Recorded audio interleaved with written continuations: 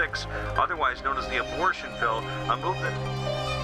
14 U.S. women have died after taking RU-486. A Canadian woman has died as well. Welcome back. I'm Marissa Semkiw in for Michael Koren. On this week's Moral Maze, we will discuss the controversial drug RU-486 and the fight pro-lifers are fighting to keep it out of Canada. Jack Fonseca from Campaign Life Coalition's here in studio with me to talk about the details of this drug. Jack, let me start by asking you, for our viewers, to list sort of the differences between RU-486, the abortion pill, and the morning after pill, for instance. Sure.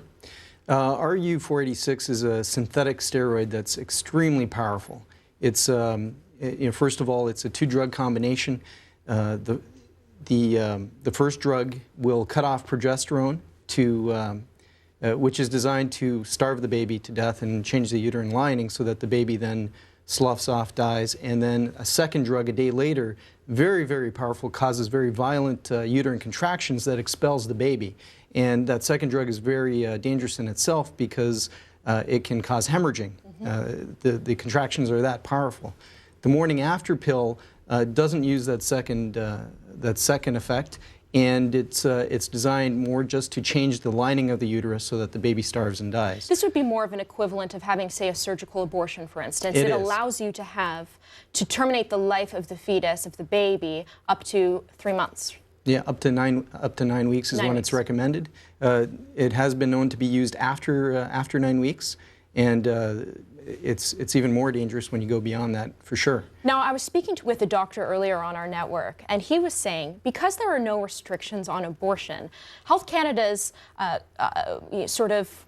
they've been wavering on whether or not to approve this drug in Canada.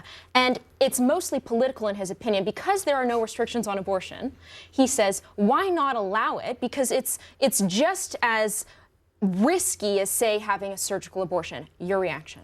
Well, in the immortal words of Bugs Bunny, what an in-cow poop. The reason that RU-486 has been banned in Canada is not political. It's because during clinical trials of the drug that occurred in 2001, a BC woman died after taking RU-486. She was part of the clinical team of people that took it. She went in to a hospital afterwards to complain of severe cramping and bleeding. She was sent home. They told her, hey, this is normal after an abortion. And she died 3 days later. The septic shock, or the poison, spread to her vital organs and it eventually stopped her heart. Yeah. So that is the reason that there is a ban on RU-486 today. And what's happened is that a pharmaceutical company has applied to lift that ban and reintroduce RU-486 into Canada.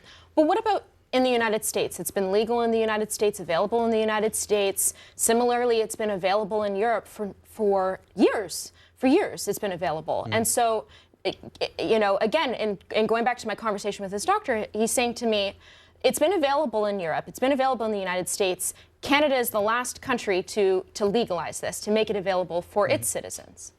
Yeah, that's a pretty flawed argument. In the U.S., for instance, the U.S. Food and Drug Administration, their report as of 2011 revealed that there were at least 14 deaths, 14 women who died in the United States. There were over 2,200 adverse effects. There were 339 hospitalizations requiring blood transfusions. The blood loss was so significant, they required blood transfusions. But is it riskier than a surgical abortion? It is. In fact, it is. That's the surprising part of it. You would think that a pill would be less risky than an invasive surgical procedure, but in fact, a 2011 study in Australia found that there was a more than 10 times higher rate of complications from RU-486, a chemical abortion, than with surgical abortion.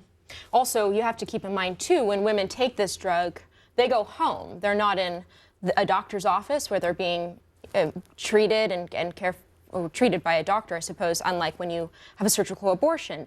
Now, what about the argument that it will make it more readily available? Will it? Does this make abortion more readily available? It certainly does. It makes abortion more readily available. It minimizes the severity of it, I believe, personally.